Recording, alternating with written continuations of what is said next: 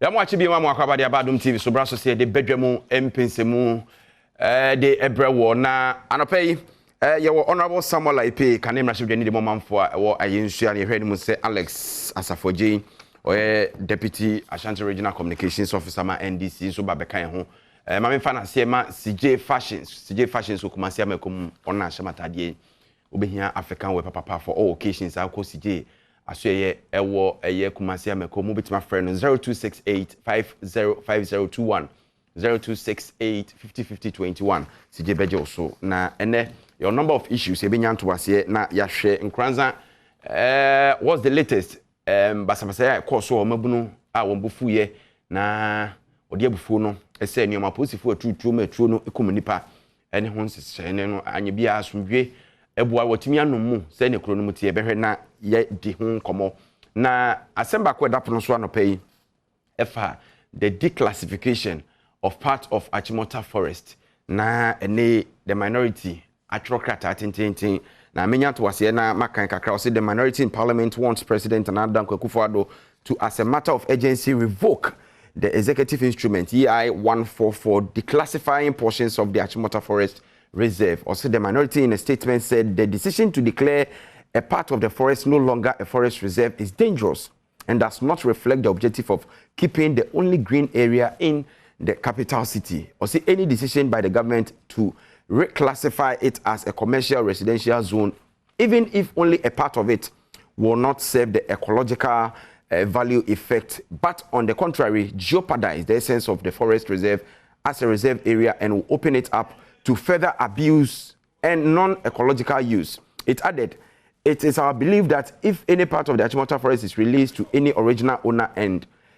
committed to any use other than its present use, it will set in motion a catalytic action of demands for the return of whole or parts of the about 265 forest reserves across the country to original owners. Inti asemwa ene domkumano kan se entiase ye adwuma sisi a apotwe ni ntonto a ye twen wo Achimota forest hu se ye mfa ne fa bi ma ni wura no mo nkasa ebe bie kwan no be se na be open floodgates no ama across the country 265 forest reserves na e wo no enso bekom na ye abusuan ko bi so nsase no so ye se ne moma ha ya kakra ye de sa na fidi ye kwa biritu a ye kora e de ama enchirima ne ye nso etiase sisi kura nya so mfa so no akwakodi ankransem ama yetuni nyina ase yenim hwe kra science kakra yesu a ye kire se photosynthesis a plant and trees eno no e de prepare onua na nemu ana yenya oxygen so ne yehome a ye nya bia na yehome etie no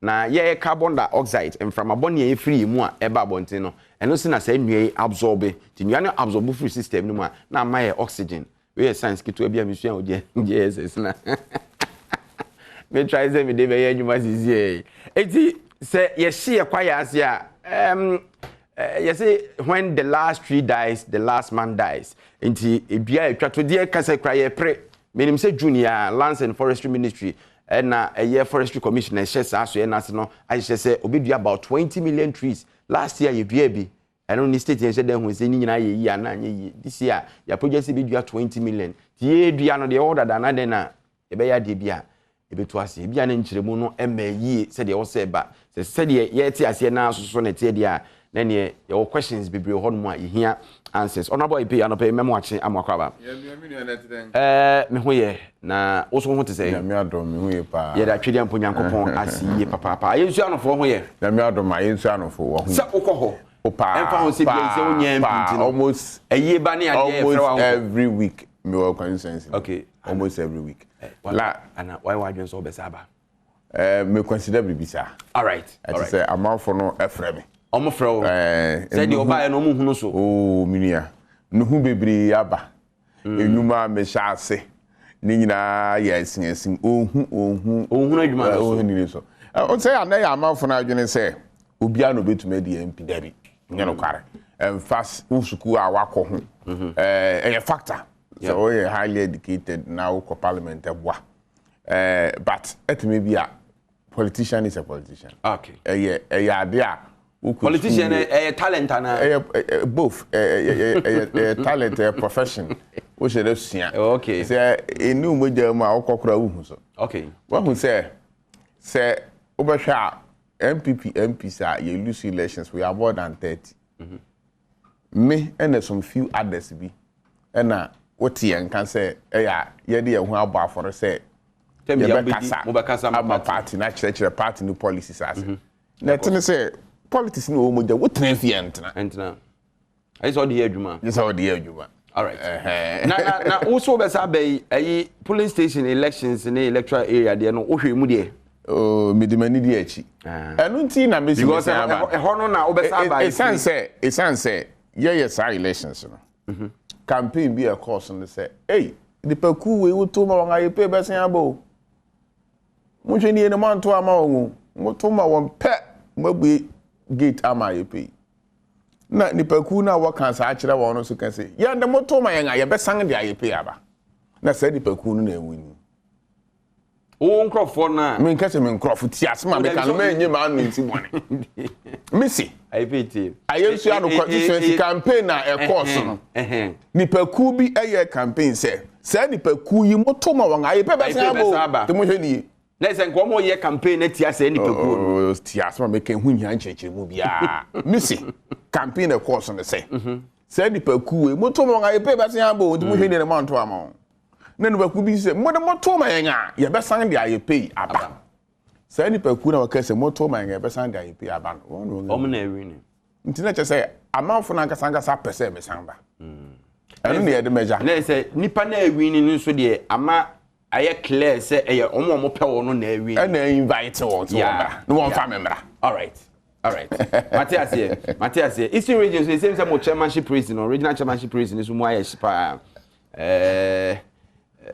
Na ye follow ahwe baby aniema beko mame nhase mfemfiri Achimota forest issues no diaba menim se de wo wadi akire awurewuramu ate ase afa but the minority diaba yi are making kan BCCA fefiri ho na fe wonchire mu awo ba minchi a wati ofu anopai na minchi a minu anu me wo ayensu ano nyina bia yensu ano fo michia mu nyina na michia na nado da Ampofo-Adjei na president afi owura Samuel Abu Jinabo onabo michia no enra minu ni hia wo mo sister station asempa no basisen you na me peskwan wo fa so e kire niam mu yin pa na mesre no going forward no nipa na o mu raise allegation no asema wa kan de say Nana Adom Akufo-Adjei, His Excellency, Waton Achimota Forest. Wakani tree. Na nipa na criticize ni nyina anso tree eno wadeka. Nti mesre nanso wakana dey point wa church mo da ho pefe. Next time be okọ radio station say o me oti tree pa dey o me tree ni nose. Eno no ore brofo. Na brofo no. Asante mampo no tana oni nua. Nta me so oti tree pa.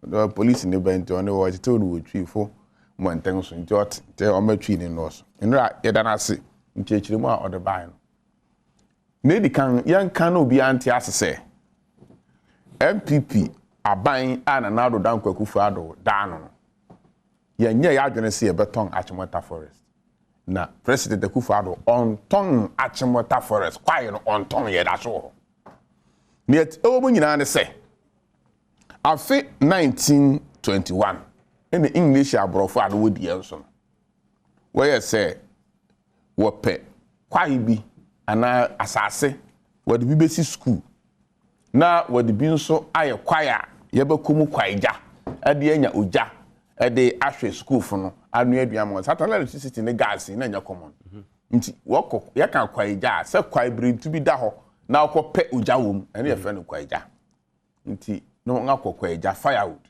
ana firewood na omanyamo de anbi anu aduan ade bi ehiti environment no ade ama school no nti abusuaku bi a no wafran owu family owu abusua wusu wona asase ya ntam no na eye wonde almost 400 acres na eye wonde na English aban a owo goko samere no ede ne sato asase no so ye fa no compulsory acquisition nti wato asase no wato ji asase no wato compensation £4,000 As a what two sons?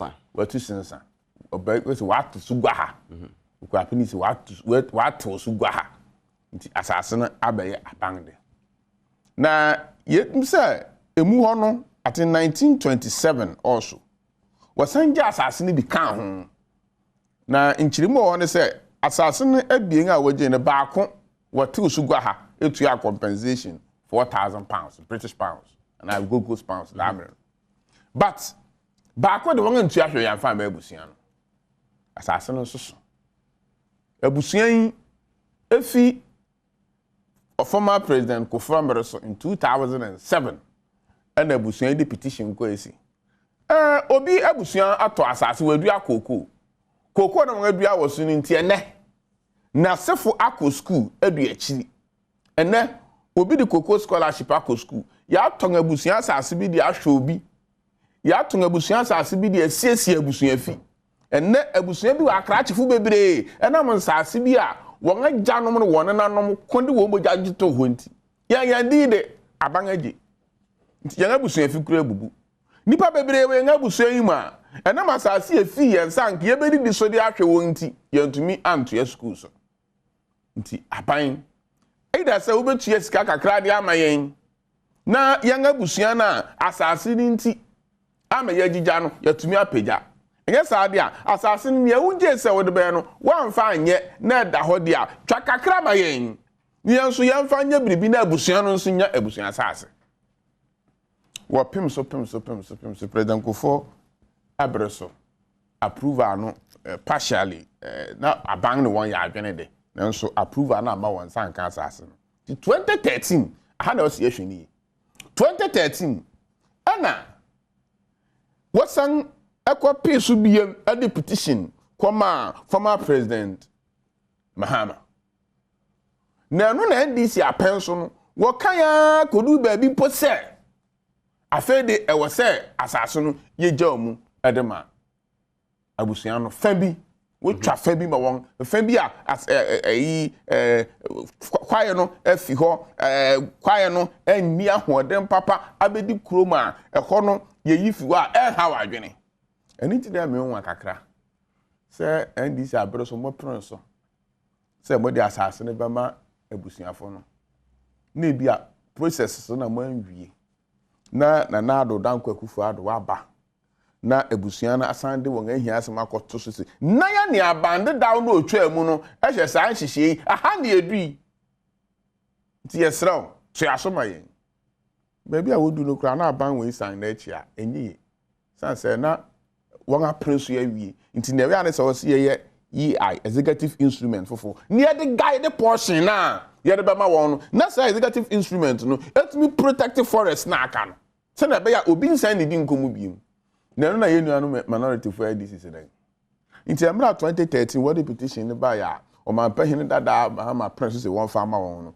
na ADC for no wa minority for na be your politicians na e be ministers na na yate owura na oye ministers amre no eye Mahama aba wantin abekase asema ohone de forest ne de saban no on play so asa wodere mabusua no ansa kura no wofi power nti da asem no working you see minu say na ama politicians yama amanfo no ehu yen say bi yanka no kware say wo aben ma esoro wasem wo fi aben ma esoro wasem let us be specific ya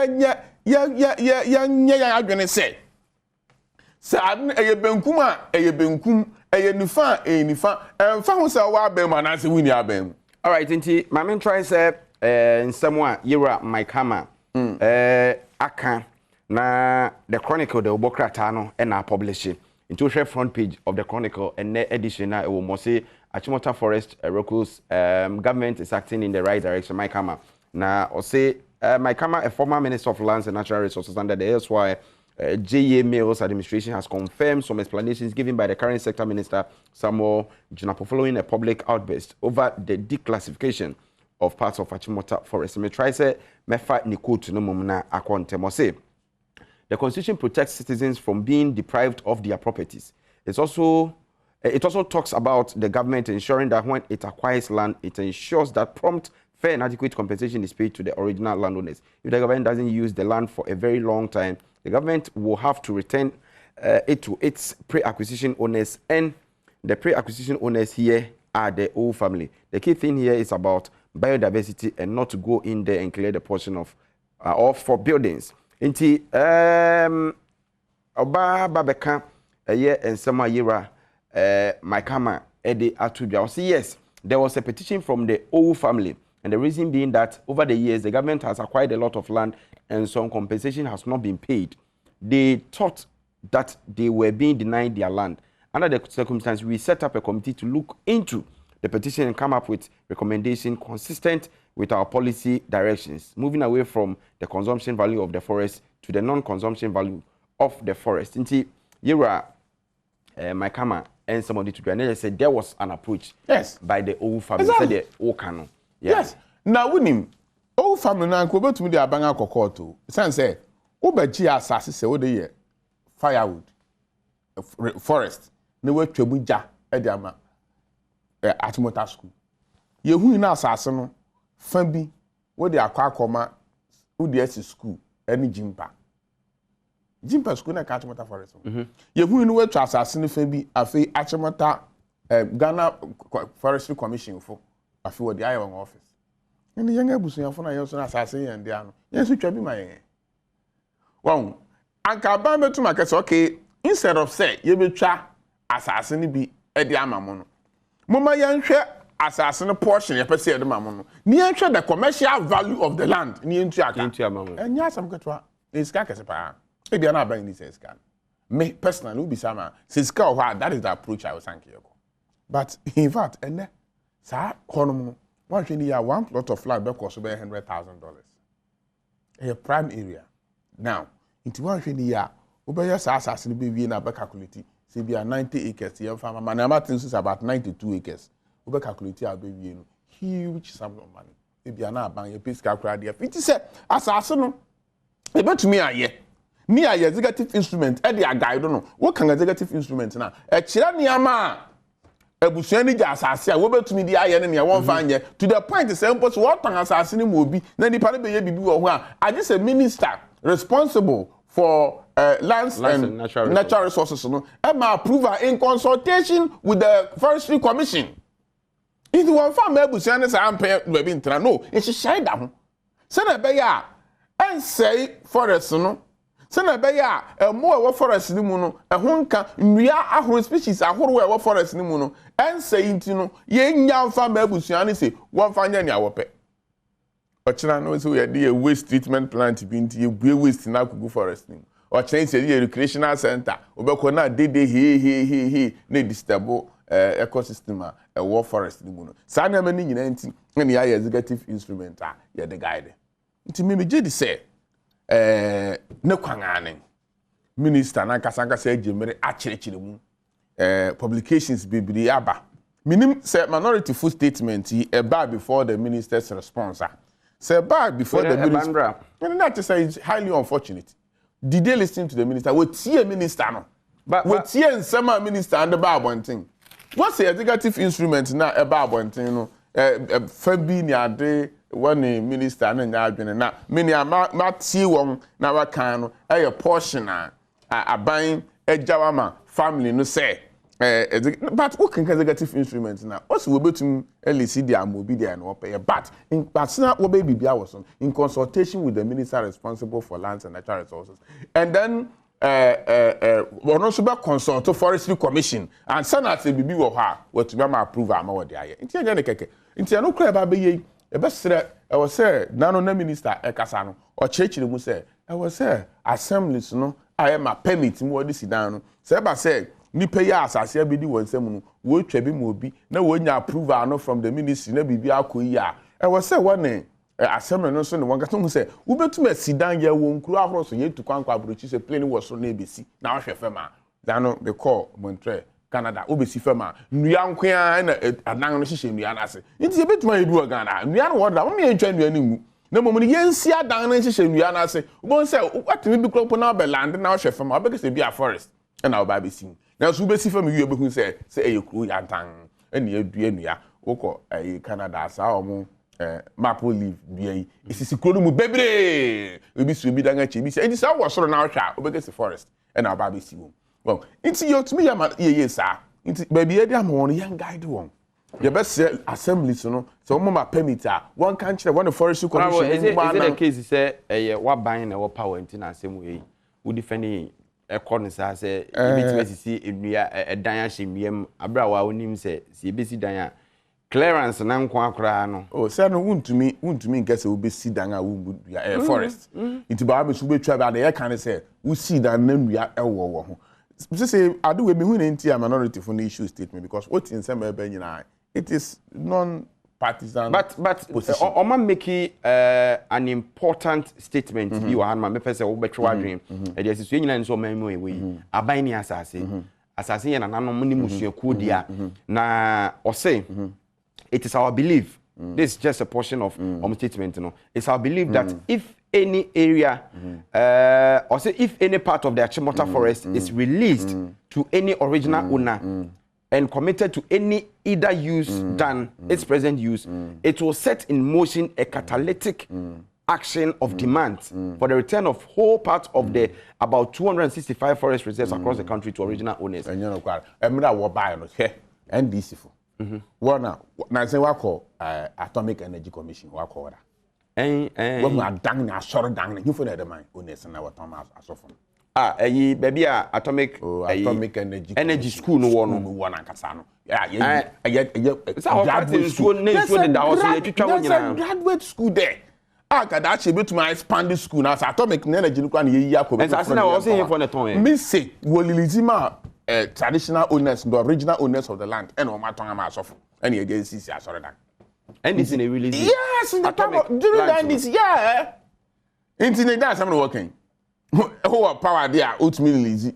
Who power that's for say legitimately, no, Nipana, original assassin, we are not giving them fair treatment. Into trap portion be and from now when him say and this politician now when you say this is interesting when him say ofo say sad no me enya papa ana papa Atomic insase no de ma ofo say papa Atomic insase na what no me papa person wan say no yes enya papa because enya assase bi na to we no dey a portion na forest no portion na no and affected forest na nkasa ye near their protected forest no and legitimately yes you're right but enya asase keto yes graduate school or you bet my expand now what the man one guy one adekodi a won fa president asase nya e bi the AC asore e bi the estate development e bi and a graduate school no so one change and Atomic Energy on the part say you want man make say obi forest reserve you say reserve we eye abusuanfu ye ntua compensation ama won inti mo ma ye ntwa kakra fa mo no anya ene de enye na mom Atomic Energy Commission asase na mo lizima owners na tonga man sort of from there there's nothing on the part say you were 265 forest reserves across the country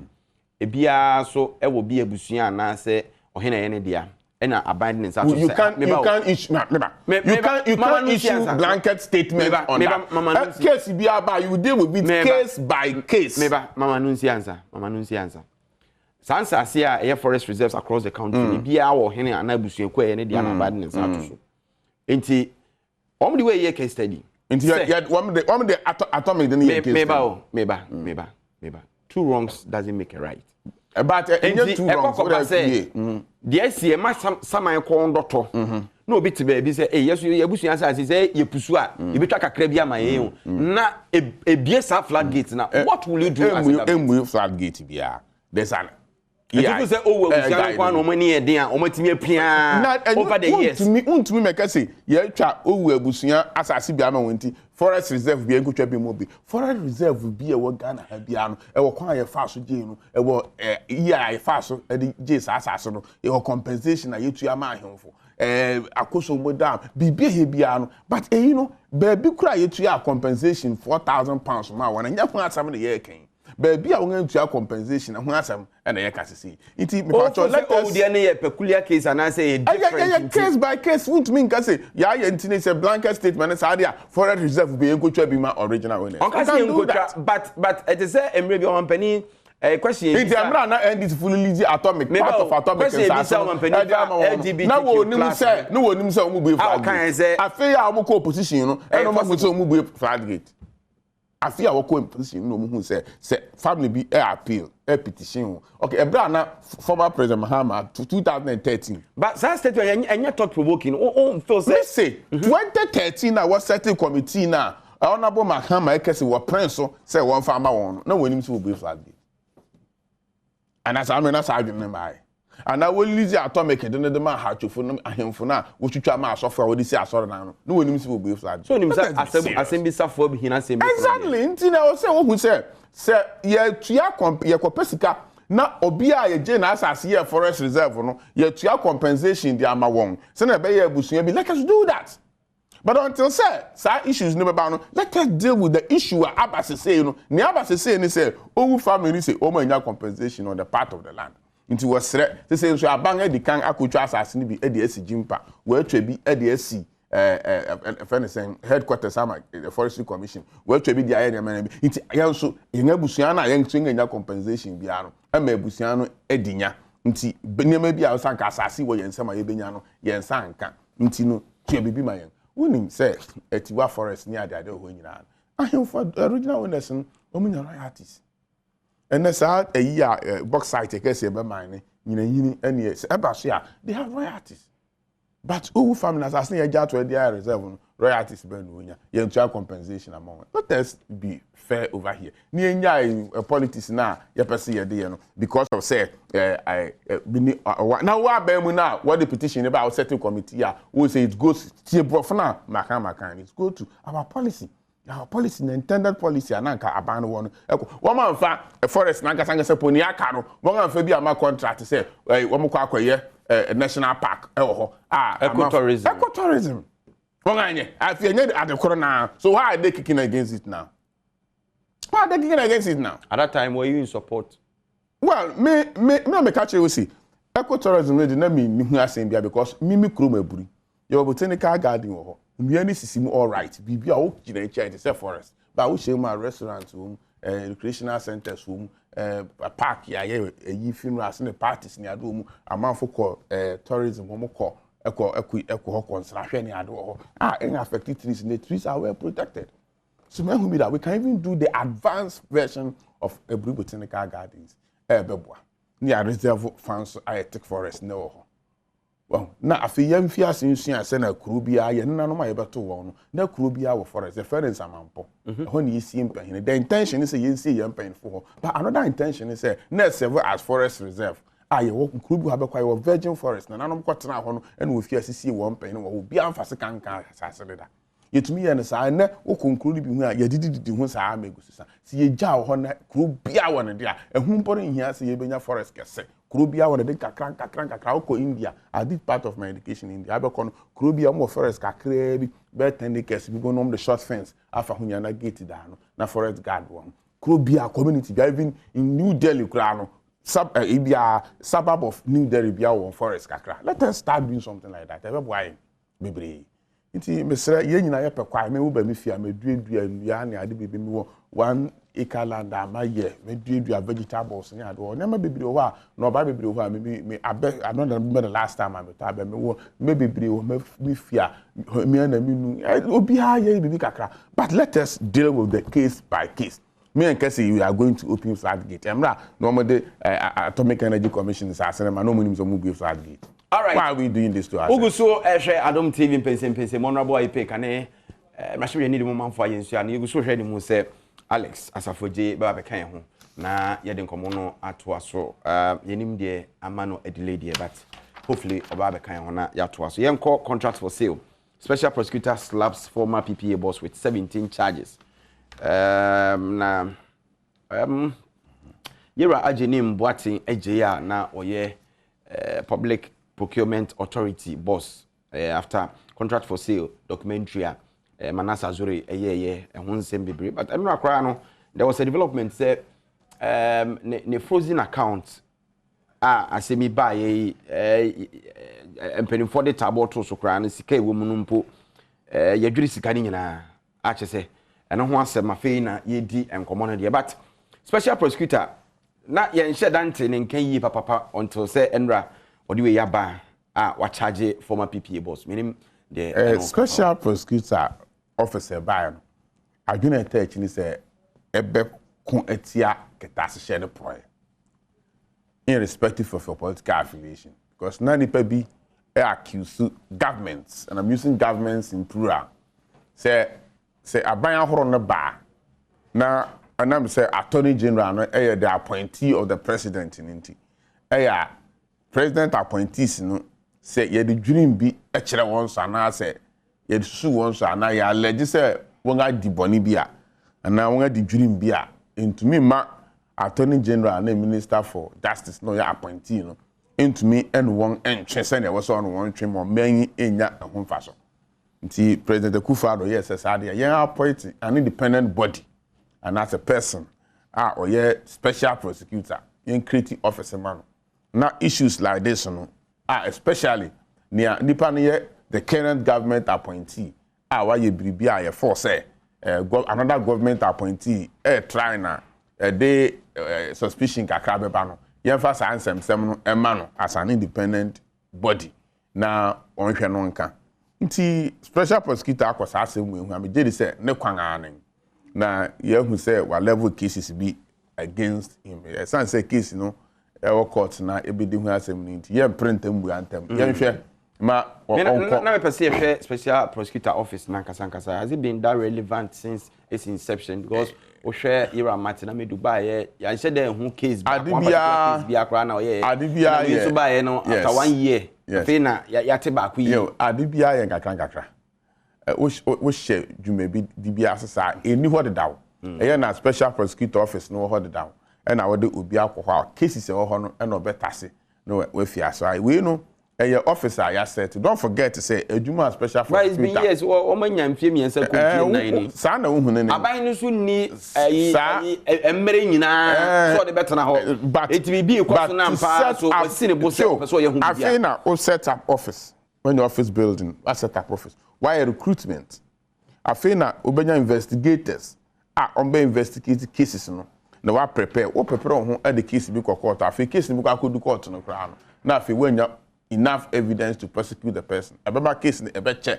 ana say obehwe kra na afei nipa na wadi bone no e san say wanya enough witness amfa anko prosecute ni no afa no ho adi nti ye nya mrema no me the passer sometimes I any people believe say will no ense dey ni how to fight corruption because and the ratings ahodo e be nyina be ba no na ye tebo say will ni hu a anka wo hu say special prosecutor be fair the first case or the court no the appointee of the current government of course say one to turn name bi or so the court nti yen time na echi na yen hwe the first case he say be court say me so minim say na no or the timetable bi abonten e kire cases bi are ready very soon e be court nti me for say oyi de ne ho e ya hare kakra na mo no say when the prosecutors any a lawyer fooding come on be kire say case bi ha yen yete abonten a ya for say easy what then I say we see yetin be you with me say no poni doctor poni identity na wa che for court about this time say we defer when jail no say obeja no say when ja no but what e chi asa na be hu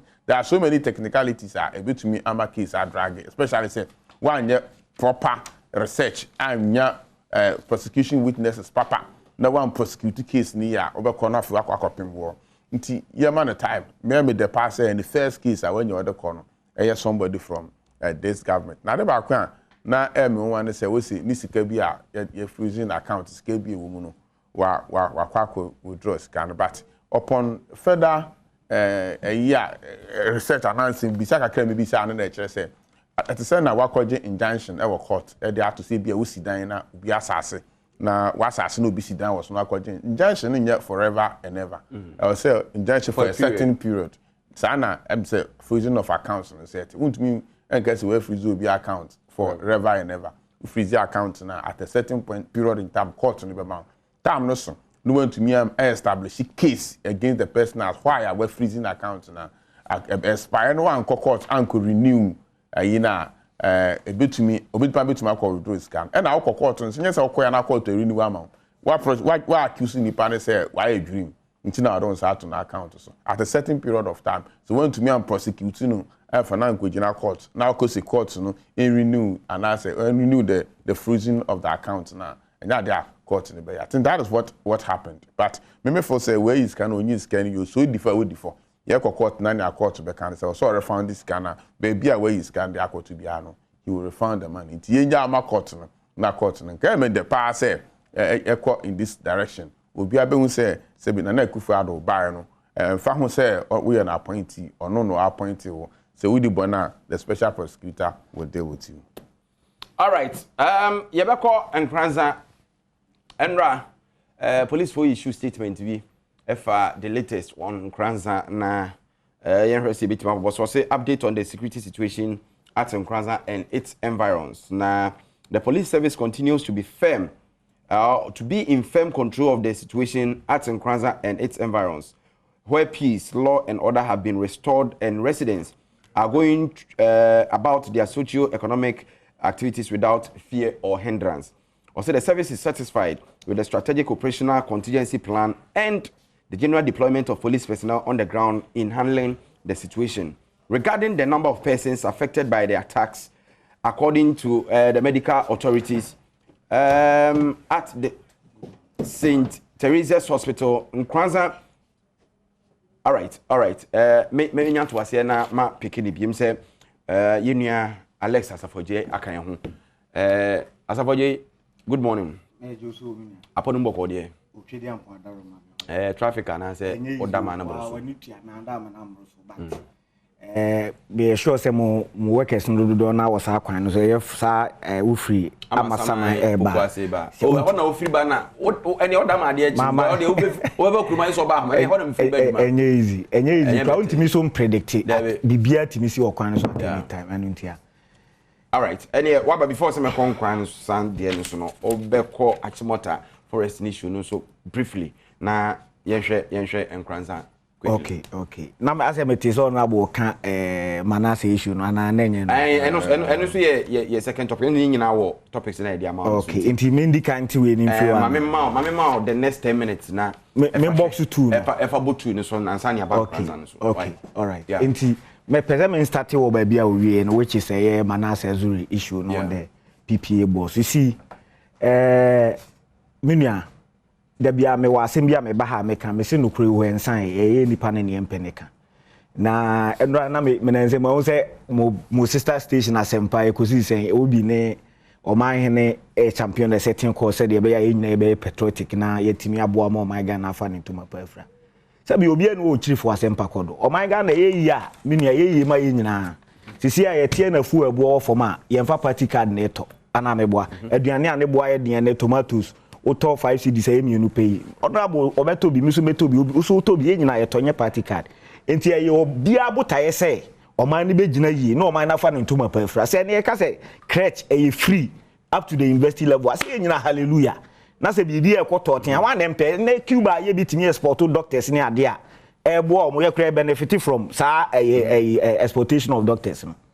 But the point is that empanimfo e di tumi ahye o mo nsa so more man who bra within a certain period I to aba mom no omo ni no kremaye Sraj for report no busa unia Manase e ka say adwuma na opani ageni mboaten agye no omo hwe na accounts no sika na efa mu a as compared to time obeye PPA boss na emu owrem in fact omo check akatua kura as PPA boss no oge na sa cash ye deposit won accounts no omo ni ba bi free. What you say? In fact, omu friend no busa no kwan o fa so a onya aseska no. The charge for a quoting your friend unexplained wealth. Sika obi anya ye nimba bi free. E na wunua Manase to ne bo. Ye hwehwemu ko underground an ye chi papa say. As PPA boss no register company. Wo fa akire dia ma na konta meboa. Relation in no, it has been established in the report. Minim say Minim say obi oben pa. Yes, na kunta na say go fast be oben. What you say? Yanko obi oben. Na contract ba PPA ho a. No ma award to sa company no a only capacity e ono ane dia no. Enti ogi bia be 10 20 boss wa. Na fe o pay individuals no oton. Say wo no obeba wa ukiteska no aton no age ne cat. No aton no age ne cat. Millions of Ghana cedis na da ni sika na da na account. 41 point something million Ghana cedis. E no kura no na metie onua Manase according to ono no yes nya ni nyina no no. Asa sika no. Sika na da na account mu no e chen wa yo me sika no. South 52 point something and na oman wo nyina da ne butu say yenya de be yempuntu but sky call papa we wo chen sa wo you mesika na yete ha yenkote ese papa no ayi sika no afri na account mu oyi sika no free na account mu wie na fe na special prosecutor a start a processing on criminal prosecution I say de ne court. Of say deliberate. Deliberate me be throw the entia. Go and read the Anti-Money Laundering Act. Even the Financial Intelligence Center boss no. He is clothed with the power under I think section 45 or 56. No, it should be 56. Section 56 of the Anti-Money Laundering Act. Go just read it. I have it here open me ya send am. Or the power say what you want. Say ukra or her account activities care for more. No feel say kwan asika fa so flow accounts mu no enye kwan papa obetimi ama order say yem freeze accounts no o ma order na no akọ court akọje enforcement now within that period of enforcement no why investigation na kwan afa so obe unya sika he has the power, he is clothed with that power. Aside no shrad aso otumi say obi the petition ebre no say efosika semo no conflict of interest ye feel say bia nipa no betimi a benefit o kwan bi so a say ya freeze accounts na be after investigation say born one we are no man na ahwere ade a yetimi order bi na charge dey ageni Ampofo-Adjei. Special prosecutor na mu has the power to do that.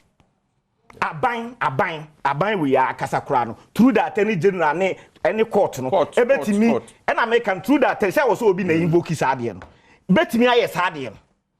Now, I think session Mpensenpensemu quote here. Under Money Laundering Act, yeah, freeze accounts now for a period of 1 year. But Emrama who can say, so within that period, now investigation, you go so air question. Say 1 year and elapse.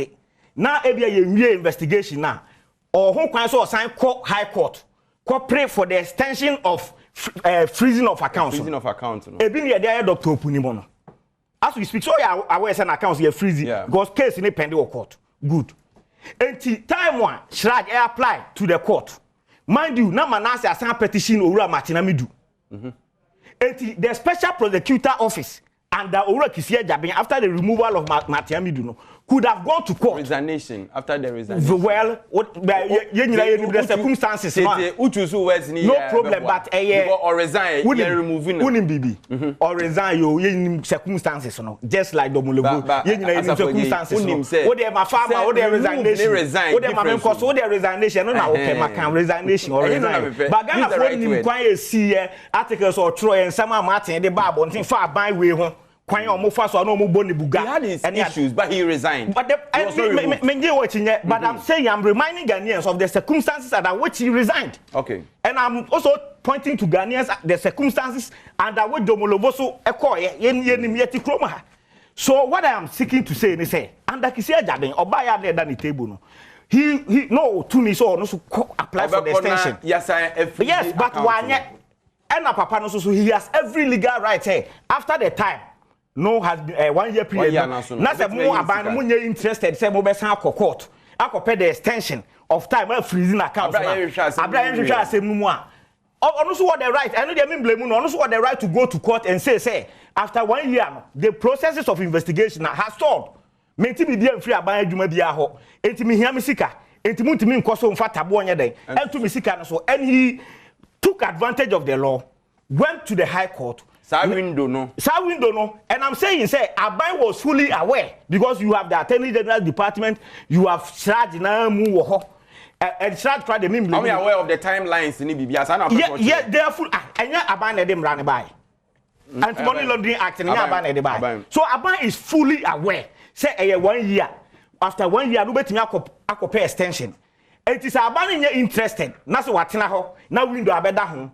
And it is possible so make me catch and say after this period this is the plan. Go to court and get your account defreezed and take your money. Conspiracy since there be we allegation. And I make us say it is when I'm assuming me say it is a possibility. Okay. It is a corruption in normal possible. It is a possibility. Possible. What is it? Because if Dr. Punidi time and Abani so interested no. Okay, so Punimu court class say you taboni from account. Abani sign call for extension. As we speak, you're freezing accounts on the said we are going to be seen since 2017 or 2018 case. But how many years old? all the best chain it clearly no aban show say onye concern and for ho Adjei Boate no can get off the hook and the on and look at the amount of money involved Emodu it is say owura kisi ajaben ekọ na say ekoba ne say sika no ofa so nya enya kwan papa na say sika no mo de akoye adefoforo kra in obi name. How do we retrieve our money? I know Ghana had a retriever the issue but me nim so all person dey 10 minutes ni nyina kan no na obetouch on Achimota. You see ma no amitie minister ne kakra bi on asempa. You see nsem na all can maybe bribe start under President Kufuor. Somewhere I think say honorable Beka 28th November or something 2008 abrobe na owu family no oye na adwen so obema omo sa portion no because mram kwa Adjei ubi asase say what the be bi aban confiscate na after a certain number of years the Adjei so the be no wan fa anya o ho kwan say otimi ba say masase a o confiscate na by compulsory acquisition oye the oka so the be kwa wan fa anya nti otimi ba na wasan ba veji certain so you omo grantee ni bi in 2013 under Mahama I think the President Kufuor granted no by 120 you say I forgotten the acres. I am body in reas under President Mahama. And I make say President Kufuor a grantee. Okay, under Mahama I'm saying the president. Oh no problem. Say oh me so and a former President Maina Okakre can MPP for no problem so a former president. Oh, na president so under former President Mahama so we argued saying to me more the grantee or more under President Kufuor ni nyina. So we reduced it to 118 acres. Ewo paragraph 2 of EI no. Ewo or more actual 118 acres. The extra amount for adwene ne say then na akoduru 361. Of what? 365. 92 now. 92 now. Yeah, I'm more than my family 92. No. No. 300 something yeah, aka. And now mo grantee saying 92. 92 no almost more grant pay the minister ne kan. Yes, and that paragraph saying what mean paragraph no because you see we've already now I not say forest na say 300 something and all granting 92 that is why 92 no on your sure of the figures because minim say under President Mahama ni omo kan ya be see 118 yes say no granting 92 yes acres enu na sa ecotourism ne one issue by 2013 no.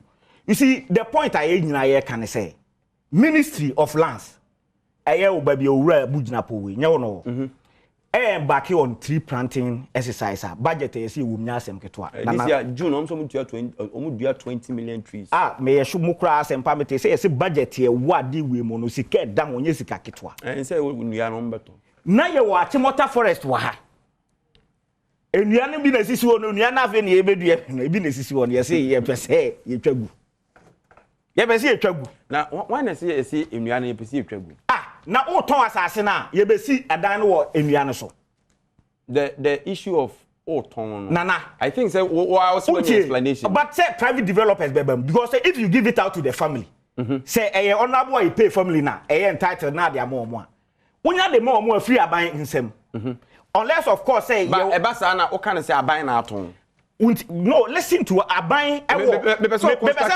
yeah ye nyina ye the sad discussion we are to discussing as oman sure as oman are we interested in keeping that forest as a reserve sure because if we are interested aban go to me under the law under compulsory acquisition so betimi even though it belongs to the family say in the interest of oman no and I climate yikra no say ye disaster we even though it belongs to you and the problem what you say na ye bia ya pay but in that sense you have to pay compensation to the yes say enti na ye tie ye betimi kra confiscate bibia say bibi kra ka say oh ade we ya wo ye no right but in the interest of national security no a threat to national security nti ye ni say ye age free nsem in the meantime no compensation we na de be den so the law allows those things tina me busa say as a nation are we interested in preserving that forest it will force and carbine no insecure on back yes na yen compensation yes and one no because but so can say mo agree say mo it doesn't change anything and nothing na ukoto aba no and nothing here to aba no so you can't tell me say it will say there ehun hian why it yanka say president Kufuor so it yanka say president Kufuor so agree say ode asase ni bi memo omunti no president Kufuor so ed eti ye ba ni abeto aso na NDC ye we are talking about the benefits Nana the point is that NDC nya MPP for masters. Okay. I know one can say NDC is incompetent. Sure. Eti incompetent for no na honorable ye pay mu for manamon so. And no ma papa Adom ama ye bebrebe no. E blocks are eja ho no. Uncompleted hospitals are eja ho no. Honorable ye pay mu hu ni nyina bi so omo ye bebo Ghana for age say Achimota forest. Two of them. Catch them. No, meba. What I am saying, I am the Minia na Ampofo-Adjei can. And I make a say wo person osua bibi free mahama ho a ye normal papa bebre wo ye bi wo ho a wanwie na ofira konya so when papa inti to aso but Ghanaians say they were not satisfied with our governance and nothing obuto abatia if na bibia ye pepepe na no wani age a Ghanaians have gone to the polls to vote out NDC. No. So there is even no justification whatsoever for anybody to even refer to the NDC administration now because Ghanaians voted the MPP with the secure analyst said they wanted change. This is a peculiar case of a family property. I want some about in contention. Yes, you meet you halfway cry at this certain time. When there is just a conclusion. Wouldn't say under the closure. And that one anopeya na meti say under the ecosystem na 2013 ecotourism na nka ebaso no. Wouldn't say the nipa na company na ko ba be say ade na ko pay sika be feasibility study ni eyin na. Under the current, you see a free company inside different company. For Mpensenpensemu because I've not verified it. I can be dean. Me sure say what? And who are the people behind those companies? Say Pierre Bontin say ya ban mu panimfo ya bia. Would you be surprised? Simame. Honorable you pay mrem kakra bi. I think you were about 5 minutes bi dey yenche ngusu na. So 10 minutes na abroso. Meba. Intimidate the American nyina ne say. MPP for nya abotre. You see at the latter part of President Kufo administration, land grabbing. Bebre minim so kaya e ma ba bontin kra say e ma na Akufo-Adjei be then as minister wanje or reject here na ne hu son Maame George na wood. It seems at the latter part of this administration too. Omo be so omo ye the same thing. All right. No mo wi advance. Ma yentwe homra e ba ye beto ankomo no so. All right, baby.